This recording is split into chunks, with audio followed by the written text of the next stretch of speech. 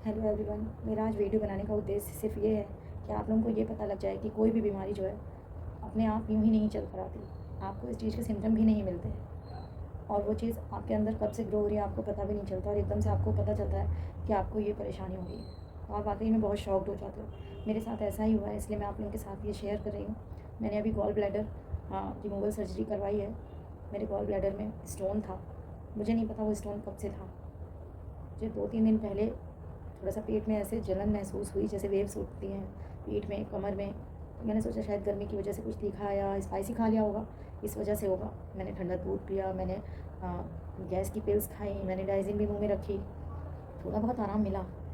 लेकिन फिर next day मुझे बहुत ज़्यादा प्रॉब्लम हुई। जब मुझे बर्दाश्त नहीं हुआ तब मैं डॉक्टर के पास गई, अपने लोकल एरिया के डॉक्टर के पास गई। तो उन्होंने मुझसे कहा कि ये मैं टैबलेट्स लिख देता हूँ, इससे आपको आराम आ जाएगा। लेकिन मैं इतनी परेशान थी तो मैंने आते आते उनसे कहा कि डॉक्टर साहब अगर मुझे आराम नहीं आया तो मैं कल फिर आपके पास आ जाऊँगी। तो उन्होंने बोला कि नहीं, ज़रूरत नहीं पड़ेगी आने की। मैंने कहा ठीक है, और मुझे इतना सेटिस्फेक्शन मिला कि चलो आखिरकार मुझे इस बीमारी से, इस परेशानी से, इस जलन से छुटकारा मिल रहा है। ऐसे हल्की फुल्की जलन तो हम लोग कभी समोसे खा लेते हैं, एसिडिटी हो जाती है, या वैसे भी थोड़ा बहुत हो जाती है, डाइजिन पी लेते हैं या पंचालिस ले लिया, कुछ भी ले लिया और आराम हो भी जाता है हमें थोड़ा बहुत टहलने से भी। लेकिन इस बार मुझे कोई आराम नहीं हो रहा था और ऐसी जलन मेरे कभी हुई भी नहीं थी, इतनी तेज़ जलन थी, हद से भी ज़्यादा। फिर मैंने फिर नेक्स्ट डे मुझे उस दवाई से कोई ख़ास आराम नहीं मिला। फिर भी मैं घर का काम करती रही। फिर मैंने ये कोई दोपहर में 11 बजे वॉशिंग मशीन लगाई। मैं कपड़े धो ही रही थी कि मुझे दर्द तो बहुत ज़्यादा जलन हो रही थी, लेकिन फिर भी मैं करती रही। मैंने कहा चल दवा आज नहीं आराम किया, 5 दिन की दवा है, कल आराम करेगी, ऐसे होगा। लेकिन जब मुझे एक मोमेंट ऐसा आया कि मुझसे रहा ही नहीं गया, तो मैं फिर से उन्हीं डॉक्टर के पास गई और मैंने कहा कि मुझे बिल्कुल भी आराम नहीं पड़ रहा है। तो उन्होंने कहा कि जब पेशेंट को कंफर्ट जोन नहीं आ रहा है, मैंने बिल्कुल अपनी तरफ से 100% ऐसी दवाइयाँ लिखी हैं जिनसे आराम आ जाना चाहिए। और अगर पेशेंट डिस्कम्फर्ट फील कर रहा है, इट मीन्स कोई ना कोई प्रॉब्लम है। मेरे साथ मेरी बेटी गई हुई थी। उन्होंने मेरी बेटी को बोला कि आप इनको तुरंत एडमिट करा दो और मैं कुछ टेस्ट रिकमेंड कर देता हूँ, वो टेस्ट भी वहीं हो जाएंगे। इतने में मेरे हस्बैंड भी पीछे से वहाँ आ जाते हैं। वो उनकी इलेक्शन में ड्यूटी लगी थी, तो दरअसल घर पर वो सो रहे थे, मैंने उन्हें नहीं परेशान किया। पीछे से वो आ जाते हैं क्लिनिक पे और वो पूछते हैं क्या है क्या नहीं। मैंने उनको अपनी कोई भी प्रॉब्लम नहीं बताई थी, क्योंकि वो 2 दिन से इलेक्शन ड्यूटी में बाहर थे। फिर डॉक्टर उनसे ऐसे जब उनको मेरी प्रॉब्लम बताते हैं तो कहते हैं चलो। मैंने कहा डॉक्टर साहब लेकिन इस समय तो मेरे घर पे बहुत सारा काम मेरा फैला हुआ है, मुझे एक दिन का ऐसा टाइम दे दीजिए कि मेरे घर का काम मैं निपटा सकूँ। तो वो बोले चलो कोई नहीं, मैं एक इंजेक्शन आपको लगा देता हूँ, लेकिन वो इंजेक्शन बहुत देर तक काम नहीं करेगा, बहुत ज़्यादा 24 घंटे बस। मैंने कहा बहुत है मेरे लिए 24 घंटे। मैंने वो इंजेक्शन लगवाया और फिर जब हम क्लिनिक से बाहर आए तो मेरे हस्बैंड मुझसे बोलते हैं अरे ये तो जनरल फिजिशियन है, इन्हें क्या पता पेट की प्रॉब्लम के बारे में, हम किसी गेस्ट्रो को दिखाएंगे, ऐसे ही थोड़ी ना एडमिट कराया जाता है। मैं कुछ नहीं बोली, चुपचाप घर आ गई। उस इंजेक्शन से मुझे इतना आराम आया कि मैंने घर का काम बहुत अच्छे से कर दिया। मैंने मशीन के सारे कपड़े धो लिए, मैंने पूरा दिन काम किया, मुझे कोई दिक्कत नहीं हुई। नेक्स्ट डे मेरे हस्बैंड ने कहा गेस्ट्रो क्या चलते हैं। मैंने कहा नहीं, मैं नहीं जाऊँगी, क्योंकि वाकई में मेरी हिम्मत ऐसी नहीं थी कि मैं जा सकूँ। लेकिन फिर मेरी छोटी सिस्टर ने मुझे फ़ोन करके इंसिस्ट किया कि चले जाओ। तो उस दिन तो उन गेस्ट्रो डॉक्टर का टाइम निकल गया था। फिर मैं नेक्स्ट डे गेस्ट्रो वाली डॉक्टर के पास गई।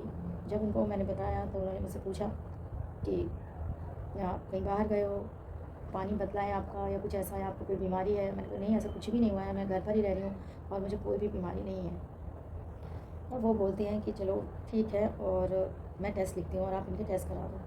मैंने नेक्स्ट डे फिर वो टेस्ट कराए और टेस्ट में जो आया हम सब शॉक हो गए। इनफैक्ट डॉक्टर भी, क्योंकि मेरा गॉल ब्लैडर का साइज़ बहुत बढ़ा हुआ था, काफ़ी स्वेलिंग थी उसमें, काफ़ी फूला हुआ था, और जो गॉल ब्लैडर की नेक थी उसमें 11 mm का स्टोन जो था वो इस तरीके से लिपटा हुआ था कि वो गॉल ब्लैडर कभी भी बस्ट हो सकता था। It means emergency case. अब आप ये देख सकते हैं कि 2-3 दिन के अंदर ही इंसान की लाइफ बिल्कुल ही बदल जाती है, समझ ही नहीं आता है कि हुआ क्या। मेरे हस्बैंड रिपोर्ट लेकर आए और वो सीधे डॉक्टर के पास ही गए रिपोर्ट दिखाने, और उन्होंने कहा कि आपने जो दवाई दी है उनसे भी आराम नहीं आ रहा है और ये टेस्ट करा लिए हैं। उन्होंने 15 दिन की दवाई दी थी, लेकिन टेस्ट हमने नेक्स्ट डे ही करा लिया था। तो नेक्स्ट डे ही पहुँच गए। तो उन्होंने, डॉक्टर ने कहा कि ऐसा है, आप आज के आज ही सेम डे इनको एडमिट करा दीजिए। और वो बालाजी की बहुत अच्छी डॉक्टर हैं।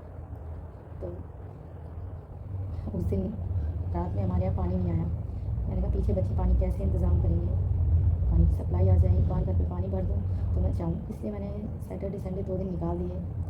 उन 2 दिनों में कुछ भी हो सकता था, लेकिन मेरे घर पे किसी को कोई फ़र्क नहीं पड़ रहा था इन चीज़ों से कि मैं घर पर ही हूँ। किसी ने कोई इंसिस्ट नहीं किया कि चलो एडमिट हो जाओ। किसी को नहीं लगा कि पित्त की थैली फट सकती है, कुछ भी हो सकता है। किसी को कोई फ़र्क नहीं पड़ा। आखिरकार मंडे को मैं एडमिट होने के लिए चली गई। एडमिशन में भी 2-3 घंटे आराम से लग जाते हैं। एडमिट होने गई तो उन्होंने, डॉक्टर ने कहा एक MRCP टेस्ट इनका और होगा, जिससे कि हमें ये और क्लियर हो जाएगा कि उसमें जो है अगर और भी स्टोन होंगे तो वो क्लियर आ जाएंगे, कोई और प्रॉब्लम होगी तो वो MRI और CT स्कैन आपने सुना होगा।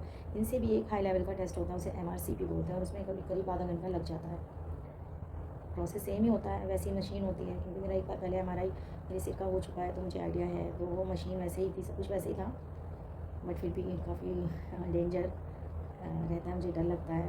लोगों को फोबिया होता है या नहीं होता मुझे नहीं पता, लेकिन मुझे बहुत फोबिया है। और मैंने जितने बार भी करवाया आँखें बंद करके करवाया है, और वहाँ अंदर जाने की इजाज़त किसी को नहीं देते हैं उस रूम में, MRCP रूम में। लेकिन मेरी छोटी बहन है, वो मेरे प्रति बहुत ज़्यादा कंसर्निंग है। उसने रिक्वेस्ट की उनसे, डॉक्टर से, कि मैं बैठूँगी इसके साथ, और तो उन्होंने कहा चलो ठीक है आप बैठ जाना, कोई नहीं। तो वो मेरे पास बैठी रही थी, थोड़ा दूरी पे चेयर डाल देते हैं, उसको भी हेडफोन लगा दिए थे, मुझे भी हेडफोन लगा दिए थे। और मैं इतना डर रही थी, मुझे एक बज़र दे दिया था, तो वो बज़र बजाने के लिए कि अगर मुझे कोई दिक्कत होती है तो मैं बज़र बजा सकती हूँ। तो मैंने कहा मैं बज़र बजाऊँ, वो बोले नहीं अभी नहीं बजाना है, जब आपको कोई दिक्कत होगी तब आप बज़र बजाओगे। तो मेरी सिस्टर बोलती है कि पहले हम बज़र को चेक करेंगे कि बज़र बज रहा है या नहीं बज रहा है। बोले बज रहा है, फिर भी मेरी सिस्टर बोली नहीं हमें बज़र चेक करना है, बजाओ। फिर मैंने बज़र बजाया तो बज़र बजा। तो इसलिए मैं ये बता रही हूँ कि जहाँ हमारी जान का सवाल होता है वहाँ हमें अपनी बात ज़रूर रखनी चाहिए। हालांकि बहुत जगह पर हमारी बात सुनी जाती है, बहुत जगह पर नहीं सुनी जाती है, लेकिन फिर भी हमें अपने लिए स्टैंड लेना होता है। और जहाँ अपनों का सवाल होता है वहाँ तो ज़रूर लेना होता है, वहाँ ज़रूर बोलना चाहिए। ज़्यादा से ज़्यादा क्या होगा, आपकी बात रिजेक्ट कर दी जाएगी, रिजेक्शन मिल जाएगा, इससे ज़्यादा क्या होगा। लेकिन फिर भी ये चीज़ें हमें ये बताती हैं कि हाँ हमें अपनी बात ज़रूर रखनी चाहिए। फिर वो MRCP टेस्ट हमारा सेम डे ही मंडे को हो गया। फिर उन्होंने बोला कि ट्यूसडे अब आपका ऑपरेशन होगा। तो तैयारियां तो सुबह से ही थी, मेरे छोटे छोटे से जो फॉर्मेलिटीज़ थी वो पूरी की जा रही थी, जैसे शेविंग वगैरह है। 2-3 टेस्ट थे जो रेगुलर हो चुके थे, लेकिन फिर भी उस टाइम पे हो रहे थे। ब्लड प्रेशर था, पल्स था, ऑक्सीजन लेवल था, टेम्परेचर था, सब कुछ कंटिन्यूशन में फटाफट से आ रहे थे, बार बार चेक कर रहे थे। लेकिन मुझे ऑपरेशन थिएटर ले जाया गया था कोई 3:30 बजे। जब 3:30 बजे ऑपरेशन थिएटर मुझे ले जाया गया था, तो ऑपरेशन थिएटर के कैंपस के बहुत बड़ा सा कैंपस होता है थिएटर के बाहर, तो ऑपरेशन तो चलते रहते हैं अंदर। मुझे थिएटर के बाहर स्टेशन पे लिटा दिया गया था, और मुझे नहीं पता था कितनी देर बाद मेरा नंबर आएगा। मेरे हस्बैंड कैंपस के बाहर थे, तो मैंने उनको बोला यहाँ आ जाओ, किसी एक का आना अलाउ था। तो उन्होंने बोला जूते उतारने पड़ेंगे, बिना जूते उतारे अलाउ नहीं है। हमारी बात थोड़ी डिस्टेंस से ही, यही कोई 10 मीटर की दूरी से हो रही थी इशारे से। तो उन्होंने कहा कि नहीं जूते उतारने पड़ेंगे और मैं नहीं आ सकता। तो मैंने कहा जूते उतार दो आप आ जाओ। तो बोले नहीं मैं जूते नहीं उतारूँगा। तो मैंने उनको तुरंत बोला, मैंने कहा आप बाहर जाओ और मेरी छोटी सिस्टर को भेज दो। तो उन्होंने मेरी छोटी सिस्टर को भेज दिया। तो मैंने उससे सिर्फ इतना ही कहा कि मैं जा रही हूँ, मैं लौट के आऊँगी या नहीं मुझे नहीं पता, क्योंकि ऑपरेशन का नाम ही घबराहट है, छोटा हो या बड़ा हो। OT में जाने के बाद किसी भी अच्छे से अच्छे इंसान की कंडीशन कब क्रिटिकल हो जाए तो डॉक्टर्स को भी नहीं पता होता। वो तो अपनी पूरी जान लगा देते हैं मरीज को सेव करने में, लेकिन सांसें तो हमने उतनी ही लेनी होती है ना जितनी भगवान ने लिखी होती हैं। हमें नहीं पता होता कि हमारी मौत ट्रेन एक्सीडेंट में होगी, रोड एक्सीडेंट में होगी, या घर पर होगी, या किसी रिश्तेदार क्या होगी, या OT में, हमें नहीं पता होता। तो मैंने उससे सिर्फ इतना ही कहा, मैंने कहा मेरा बेटा छोटा है, उसका ध्यान रखना। बाकी मैंने कुछ उससे नहीं कहा, और फिर वो चली गई, क्योंकि बहुत ज़्यादा देर तक अलाउ नहीं होता। लेकिन मेरे हस्बैंड ने मुझसे वो बातें भी शेयर करना ज़रूरी नहीं समझा, और उन्होंने आने से इनकार कर दिया। मैं OT में जब मुझे ले जाया गया तो मुझे बहुत डर लग रहा था। इंस्ट्रूमेंट देख कर मुझे ले जाया गया, और मैंने उनसे पूछा टाइम क्या हुआ है। उन्होंने बोला 4:15 हुआ है। 4:15 का टाइम था, और मेरे एक हाथ में BP मशीन लगाई गई, एक उंगली में मेरे पल्स चेक किया गया, और उन्होंने पूछा आपका नाम क्या है। मैंने अपना नाम बताया, और उन्होंने बोला, वो लेडी थी, उन्होंने पूछा कि बहुत प्यारा नाम है, बस इतना ही किया। और वो बस मेरे BP मशीन लगा ही रहे थे कि मुझे नहीं पता कि उन्होंने क्या ऐसा किया कि मैं बेहोश हो गई। मुझे नहीं पता, मैं बस इतना पता है मुझे BP मशीन लगा हुई थी। इसके बाद और नाम पूछा था, बहुत प्यारा नाम है। मैं ज़्यादा इधर उधर नहीं देख रही थी, क्योंकि मुझे बहुत ज़्यादा डर लग रहा था। OT देखकर, OT के इंस्ट्रूमेंट्स देखकर बहुत ज़्यादा डर रही थी। कोई भी डरेगा, जेन्युइन सी बात है। और फिर जब मेरी हल्की हल्की आंखें खुली, मतलब मुझे आवाज़ आई, तो ये था उठो उठो, चलो उठो उठो उठो उठो उठो। बहुत तेज़ी से कोई मेरे कान के पास चिल्ला रहा था, और ऐसे थपथपा सा रहा था मेरे गालों पे या बॉडी पे, मुझे नहीं याद है पूरी तरह। मेरी आंखें बंद हो रही थी और खुल रही थी, मेरी आंखें बंद हो रही थी और खुल रही थी। और जब मैं उठ के बाहर आई, तब मैंने उनसे टाइम पूछा। मैंने कहा टाइम क्या हुआ है। तो ये कोई 6:30 का टाइम था, मुझे नहीं पता। इस बीच मुझे वो बाहर ले आए थे, या मैं काफ़ी देर पहले बाहर आ चुकी थी, बहुत देर बाद बाहर आई थी, मुझे नहीं पता, लेकिन ये प्रोसेस आधे घंटे से पौन घंटे के बीच का होता है। और मुझे इतनी प्यास लग रही थी, मेरा गला इतना सूख रहा था, मेरा मुँह इतना सूख रहा था और इतना कड़वा था, मुझे नहीं पता। उन्होंने मुझे ये बोल दिया था कि 6 घंटे बाद आपको पानी मिलेगा। और मेरी फ़ाइल मिसिंग हो गई थी, वो डॉक्टर अपने साथ ले गए थे जिन्होंने मुझे ऑपरेट किया था, तो वो नर्स मेरी फ़ाइल ढूँढने में ही काफ़ी उसे टाइम लग गया। फिर वो उन डॉक्टर के पास गई, तो इस तरीके से मुझे 7:30 पौने 8 बजे मेरे रूम में शिफ्ट किया गया था। बहुत बड़ा ऑपरेशन नहीं होता है, छोटा सा ऑपरेशन होता है। 4 जगह आपको स्टिचेज़ आते हैं, एक मेरे यहाँ पे स्टिचेज़ आया है, एक मेरे नाभि के पास है और 2 मेरे साइड्स में हैं। 2 स्टिचेज़ आते हैं आपको यहाँ 3 जगह, और यहाँ आपके ये जो ब्रेस्ट के नीचे आता है यहाँ पे एक साइड में, ये 3 स्टिचेज़ आते हैं यहाँ पे। लेकिन आप यहाँ पर, आज मुझे 20 दिन हो गए हैं सर्जरी करवाए हुए, लेकिन आज मैंने अंडर गारमेंट्स पहनने की कोशिश की, लेकिन मैं नहीं पहन पाई। मुझे बहुत दुख यहाँ लग रहा था, यहाँ पर बहुत चुभ रहा था। और मुझे मंगलवार को, मेरा ट्यूसडे को ऑपरेशन हुआ और थर्सडे को उन्होंने मुझे डिस्चार्ज कर दिया था। वैसे तो वो नेक्स्ट डे ही कर देते हैं, बट मेरी कंडीशन देखते हुए उन्होंने एक दिन और लिया, डिस्चार्ज कर दिया। और उन्होंने मुझे बोला कि मुझे कोई भी परहेज़ नहीं करना है किसी भी तरीके का, आज लिक्विड डाइट लेनी है बस, उसके बाद घर का नॉर्मल खाना खाना है। उन्होंने ये भी नहीं बोला कि मुझे 1 महीने नॉर्मल लिक्विड खाना खाना है या कुछ भी। उन्होंने मुझे घर के किसी भी काम के लिए मना नहीं किया। उन्होंने कहा आपकी जैसी रूटीन लाइफ चल रही थी वैसे ही चलेगी, बस आपको ध्यान सिर्फ ये रखना है, आपको योगा नहीं करना है अभी, आपको जिम नहीं करना है अभी, आपको भारी वजन नहीं खिसकाना है अभी, और आपको हैवी वेट अभी नहीं उठाना है, सिर्फ जब तक आपके स्टिचेस लगे हुए हैं। जिस दिन आपके स्टिचेस कट जाएंगे उसके बाद आप अपनी डेली रूटीन वैसे ही फॉलो करोगे जैसे कर रहे थे। आप वेट ट्रेनिंग भी कर सकते हो, सब कुछ कर सकते हो। और मैंने उनसे पूछा डॉक्टर मैं जाकर नहा सकती हूँ, तो वो बोले कि हाँ बिल्कुल नहा सकते हो, और नहाने के बाद जो ये बैंडेज लगे हुए हैं इन्हें निकाल देना और अच्छे से टॉवल से टैप टैप करके इन पे बैंडेज लगा देना। हैंडीप्लास्ट आता है और भी कई नाम से आते हैं जो ये बैंडेज हम नॉर्मल कट पे लगाते हैं, वो लगा लेना। मैंने यही किया सब कुछ, और मुझे 10 दिन बाद मैं थर्सडे को डिस्चार्ज हुई थी। उन्होंने कहा था कि अब नेक्स्ट फ्राइडे आपके स्टिचेस कटेंगे, और जो मेरे स्टिचेस कटे, स्टिचेस बिल्कुल अच्छे थे, बहुत अच्छे थे। और उन्होंने कहा कि अब कुछ नहीं करना है आपको, अगर नारियल का तेल आपके घर में है तो आप वो लगा लेना, वो भी ना हो तो आप मॉइस्चराइज़र लगा लेना, और वो भी ना हो तो नॉर्मल बैंडेज अगर लगाना चाहते हो तो लगा लो, वरना कोई ज़रूरत नहीं है। नारियल का तेल मॉइस्चराइज़र से ही काम चल जाएगा। इतना कोऑपरेटिव स्टाफ था, इतनी कोऑपरेटिव डॉक्टर थी कि मुझे लगता है इतना कोऑपरेशन मुझे कभी अपनी फैमिली से भी नहीं मिला। वरना आजकल डॉक्टर्स भी बहुत अच्छे से बात नहीं करते। डॉक्टर्स क्या, कहीं भी किसी भी आप क्षेत्र में चले जाओ, कोई भी बहुत अच्छे से बात नहीं करता, बट वहाँ नर्सेज डॉक्टर्स बहुत अच्छे से बात कर रहे थे। और मुझे थोड़ा सा प्रॉब्लम हुई थी जब नया नया था, मुझे लूज़ मोशन लगे थे, वहाँ पर भी लग गए थे मुझे लूज़ मोशन, घर पर भी लूज़ मोशन लग गए थे। थोड़ा सा भी कुछ खा लेती थी तो बस इतना लगता था जैसे मेरे पेट की ये वॉल फट जाएंगी, पेट फटा जा रहा है, मेरे से खाना नहीं खाया जाता था। लेकिन अब मैं बिल्कुल नॉर्मल, मुझे कोई दिक्कत नहीं है। हालांकि मुझे कल से बुखार आ गया है, लेकिन उसका कारण ये नहीं है कि मैंने सर्जरी कराई, उसका कारण ये है कि मुझे घर पे 1% भी आराम नहीं मिलता है, और भी कोई भी कारण नहीं है। और सिर्फ एक ऑपरेशन के बाद ये अंतर आया है कि मेरे पीठ और कमर में बहुत दर्द रहता है। हालांकि दवा दी हुई है मुझे, नस की दर्द की एक दवा डाली हुई है, लेकिन मुझे उससे भी कोई आराम नहीं आ रहा है। और वीकनेस इतनी लगती है, ऐसे लगता है कि बस शरीर में एनर्जी है ही नहीं, एनर्जी लेवल बिल्कुल ख़त्म हो चुका है। मैं 3 बजे थर्सडे को डिस्चार्ज होकर आई थी, और मैंने 3 बजे आकर नहाना धोना किया। नहाते धोते मुझे 3:30 बजे, और 3:30 बजे मैंने मशीन लगा के मैं रात के 12 बजे तक इस कदर लगी रही कि आप कह नहीं सकते हो कि मेरा ऑपरेशन होकर मैं डिस्चार्ज होकर आई हूँ। मेरे हस्बैंड जो थे वो भी मेरे साथ मुझे डिस्चार्ज करा कर लाए थे। वो आए, नहाए, खाना खाया और सो गए ऊपर फ्लोर पे जाके। खाना मेरी छोटी सिस्टर ने भेज दिया था। और मेरी बेटी एडल्ट है, वो बोली मम्मी मैं तो 2 दिन से वैसे ही बहुत बीमार हो रही हूँ, और वो भी जाकर सो गई। मैं आप लोगों से सिर्फ अपनी ये सर्जरी वाली कहानी नहीं डिस्कस कर रही हूँ, मैं सिर्फ आपसे ये डिस्कस कर रही हूँ कि आप ये बताइए, जिस इंसान ने अपनी ज़िंदगी के 27 साल एक परिवार को दे दिया हो, क्या उस परिवार का ये फ़र्ज़ नहीं बनता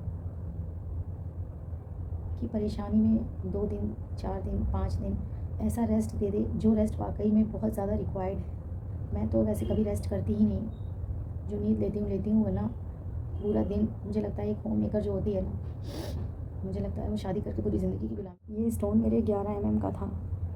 इससे पहले मेरे 11 साल पहले 20 mm का स्टोन था, वो भी गॉल ब्लैडर में ही था। और वो मुझे ऐसे पता चला, पहले भी मुझे पता नहीं चला, क्योंकि मुझे कभी 2 बार स्टोन हुआ और दोनों बार मुझे कभी भी कोई भी दिक्कत नहीं फेस करनी पड़ी। मुझे फ़ीवर आ रहा था, आज से 11 साल पहले की बात बता रही हूँ। मुझे फ़ीवर आ रहा था और मुझे भूख नहीं लग रही थी। मैंने दिखाया डॉक्टर को, उसने दवा दी, मुझे आराम नहीं आया, फ़ीवर बहुत तेज़ आता था, ठंड लगती थी। फिर डॉक्टर ने टेस्ट लिखे तो उसमें अल्ट्रासाउंड भी था, तो उसमें और भी टेस्ट लिखे, तो उसमें डायग्नोज टाइफाइड हुआ। उस समय मुझे टाइफाइड था, लेकिन जब एक अल्ट्रासाउंड भी लिखा था और जब अल्ट्रासाउंड कराया, क्योंकि मुझे भूख नहीं लगती थी तो पेट से रिलेटेड भी एक टेस्ट था, तो उन्होंने अल्ट्रासाउंड कराया। तो अल्ट्रासाउंड वाले जो डॉक्टर थे उन्होंने मुझे बताया कि आप इतने दर्द में कैसे रहते हो। मैंने कहा दर्द में मुझे तो कोई दर्द नहीं होता। तो उन्होंने कहा कि आपके गॉल ब्लैडर में की नेक में जो है एक 20 mm की पथरी जो है वो फंसी हुई है। 20 mm का स्टोन है। 20 mm मीन्स ₹1 के सिक्के के बराबर होता है वो। तो उन्होंने कहा ये कभी भी बर्स्ट हो सकती है, आप इसको जो है इसका जल्द से जल्द ऑपरेशन कराओ। तो जब उन्होंने ऐसा कहा तो तब मुझे कभी दर्द भी नहीं हुआ था, ऐसा कुछ हुआ भी नहीं था। और उस समय गॉल ब्लैडर स्वेलिंग या फूला हुआ था या बहुत ज़्यादा इमरजेंसी, ऐसा कुछ पता नहीं था। तो हमें किसी ने बताया कि गुजरात में एक पथरी वाले बाबा बैठते हैं, वो जो है उनके हाथ में ऐसा जस है कि बिना ऑपरेशन के ही, बिना किसी चीज़ के वो पथरी निकाल देते हैं। तो हमने उनका नंबर किसी से लिया और उनसे बात की, तो उन्होंने कहा कि हम 12 mm तक की पथरी आसानी से निकल जाती है और ये 16 mm से ऊपर तो दिक्कत हो जाएगी। फिर भी वो बोले चलो ठीक है आ जाओ। हम वहाँ पहुँच गए गुजरात में, वडोदरा गुजरात हम पहुँच गए और वहाँ बहुत लंबी लाइन लगती है। कम से कम एक दिन में 500,000 के आसपास इंसान आता है। और उन बाबा ने ऐसे मज़ार सा लगा रखा है, और मज़ार है और वहीं पे बाबा बैठते हैं अंदर एक रूम में, और उनके बगल में एक डॉक्टर भी बैठता है। और उन्होंने ये भी कहा था कि आप अपना पुराना अल्ट्रासाउंड लेकर मत आना, बिल्कुल रिसेंटली जो आपने अल्ट्रासाउंड कराया हो 1-2 दिन पहले वही लेकर आना। तो हम अपना रिसेंट अल्ट्रासाउंड भी लेकर गए थे, वो डॉक्टर ने भी देखा, सब कुछ हुआ। तो उसमें एक सिर्फ 12 mm की नहीं, बहुत सारी पथरियाँ थी और मेरी किडनी में भी थी और गॉल ब्लैडर में भी थी। और वो बाबा कुछ भी नहीं करते, सिर्फ आपके पेट पे उसी जगह जहाँ पर है ये गॉल ब्लैडर है, किडनी, वहाँ पर हल्की सी भस्म लेते हैं, वहाँ से उठाते हैं और वो भस्म लगाते हैं। वो डॉक्टर उनको बता देता है कि हाँ किडनी में है और उसमें है और बहुत सारी हैं, और मतलब वो सारी रिपोर्ट्स उनको पढ़ के बताता है। और फिर बाबा अपना जो भी मंत्र पढ़ते हैं, दुआ पढ़ते हैं और वो भस्म लगा देते हैं। और जहाँ भस्म लगाते हैं वहीं पे नीचे एक प्लेट लगा देते हैं, और उस प्लेट में अपने आप बहुत सारी पथरियाँ होती हैं, तो बहुत सारी एक होती है तो एक अपने आप पथरी से वो प्लेट भर जाती है। मेरी तो पूरी प्लेट भर गई थी। मूँगफली के दाने बराबर कांटेदार बहुत सारे पत्थर निकले थे और एक वो बहुत मोटा सा 20 mm का ₹1 के सिक्के बराबर स्टोन निकला था। मेरी मम्मी भी साथ में थी, ऐसा नहीं है कि वो सिर्फ पेशेंट को बुलाते हैं, नहीं, उनके साथ जो अटेंडेंट जाता है वो भी जा सकता है अंदर। और बल्कि मम्मी ने ही प्लेट लगाई थी, उन्होंने तो भस्म लगाई थी, उसमें इतनी सारी पथरियाँ थी। और कोई ऐसा नहीं है कि वो आँख बांध देते हैं या कोई सम्मोहन है, ऐसा नहीं है। लेकिन बस ये है, अगर आप विश्वास करके जाते हो तो आपके साथ अच्छा होता है। लेकिन आप जिस चीज़ पे पहले ही किसी चमत्कार को यूँ कहने लगते हो कि नहीं ऐसा नहीं हो सकता, आजकल के विज्ञान के टाइम में ऐसा कौन होता है, पेट में कोई कट ना लगे और अंदर से पत्थर निकल आए, ये तो भाई बहुत बड़ी बात हो जाती है। लेकिन ऐसा नहीं है, मेरी आँखों देखी बात है। और इसीलिए मैं जब गई थी, मैंने पहले किसी से ये बात डिस्कस नहीं की थी, क्योंकि जिससे भी कहती सभी हंसी उड़ाते हैं कि आजकल के टाइम में कहाँ जा रहे हैं, इनको इतनी इमरजेंसी है और ये कहाँ जा रहे हैं। लेकिन उस टाइम पे मेरे पास टाइम था, गॉल ब्लैडर में स्वेलिंग नहीं थी और उसके बस्ट होने के चांसेस इतनी जल्दी नहीं थे। 1 हफ्ता हमारे पास बहुत आराम से था और हम अगले ही दिन चले गए थे। तो वहाँ पर वो पथरियाँ निकल आईं और उन्होंने कहा अभी 2-3 दिन नारियल पानी पीना, और जो भी उन्होंने परहेज़ बताए थे कि सब्जियाँ हरी खानी है या जो भी, उन्होंने कोई लिक्विड डाइट वगैरह नहीं बताई थी। और उन्होंने कहा था 1 से 1.5 महीने के बाद आप जो है अल्ट्रासाउंड कराना और फिर देखना उसमें पथरी है या नहीं है। अगर नहीं है तो बहुत ही अच्छी बात है, लेकिन अगर है तो आपको एक बार दोबारा ज़रूर आना पड़ेगा। लेकिन मैं अंधा विश्वास करके गई थी। क्यों? क्योंकि अगर आजकल के टाइम में अगर ऐसा कुछ है और वो कोई ₹1 भी आपसे नहीं ले रहे हैं, तो इट मीन्स उनके हाथ में जस है, वो फ्रॉड नहीं है। तो मैं तो पूरा आँख बंद करके विश्वास करके गई थी। और कहते हैं जो इंसान बिल्कुल इनोसेंस के साथ किसी पे विश्वास करता है उसके साथ सब कुछ अच्छा होता है। तो मेरी पथरी तो बिल्कुल भी निकल गई, मेरे अल्ट्रासाउंड में बिल्कुल क्लियर था, गॉल ब्लैडर भी, किडनी में कुछ भी नहीं था उसमें। और ज़्यादातर लेडीज़ को आपने देखा होगा गॉल ब्लैडर में ही स्टोन होते हैं और जिनका ऑपरेशन के अलावा कोई और इलाज भी नहीं होता है।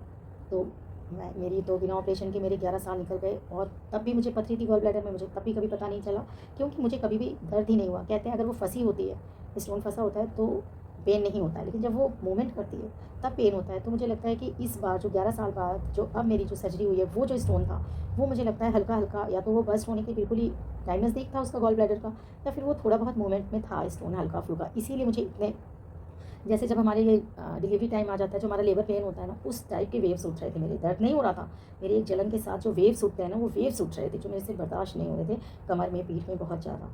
तो मैं यही बता रही थी आपको कि कब आपको क्या प्रॉब्लम हो जाए इस चीज़ के बारे में हमें पता नहीं होता है। तो अगर आपको पेट में ये आप सोचो कि हमारे स्टोन है तो हमारे दर्द ही होगा, या हमारी कोई प्रॉब्लम है, हमें बुखार आ रहा है तो हमें ऐसा है, हमें भूख नहीं लग रही है तो हमने कुछ खा लिया है, नहीं। अगर आपको बार बार ये दिक्कत होती है, मुझे जलन होती थी महीने में कभी 1 बार हो गई, कभी 2 बार हो गई, हल्की फुल्की, मैं खा लेती थी, डाइजिन खा ली या फिर पैन 48 की गैस की टैबलेट आती है वो खा ली, उससे आराम मिल जाता था। लेकिन ऐसा नहीं है। आपको अगर बार बार में कोई दिक्कत आती है, आप प्लीज़ डॉक्टर के पास जाएँ और अपना चेकअप ज़रूर कराएँ। नेक्स्ट वीडियो में ज़रूर आपको बनाऊँ, आपके साथ फिर से शेयर करूँगी। क्यों? क्योंकि जो दर्द मैं किसी के साथ शेयर नहीं कर सकती वो मैं आप लोगों के साथ शेयर करूँगी। यूट्यूब एक फ़ैमिली है और ऐसी फ़ैमिली है जो अपने और परायों से बढ़कर है। अपनों को भी देख लिया, परायों को भी देख लिया। सैटिस्फैक्शन कहीं नहीं है। सिर्फ अपनी आवाज़ रिकॉर्ड करके जो सैटिस्फैक्शन है ना, जो मैं हल्की हो रही हूँ, वो मेरा ही दिल जानता है। जो मुझे सुनेगा उसके लिए भी बहुत बहुत मेरी तरफ से थैंक यू। जो मुझे नहीं सुनेगा उसके लिए भी बहुत बहुत थैंक यू। मैं आगे भी आपके साथ अपनी परेशानियाँ शेयर करूँगी और आपसे सुझाव मांगूंगी कि मुझे क्या करना चाहिए, क्या नहीं करना चाहिए, क्योंकि मैं अपनी लाइफ के सारे डिसीज़न आप लोगों के कमेंट के हिसाब से ही लूँगी। बहुत सारे डिसीज़न लेने के बाद बहुत सारे डिसीज़न लेने बाकी हैं, क्योंकि जो इंसिडेंट मेरे साथ हुआ है ना, उसके बाद जो मेरी फैमिली का रवैया था उसके बारे में मुझे आप लोगों से बहुत बात करनी है। आज के लिए इतना ही। Thank you.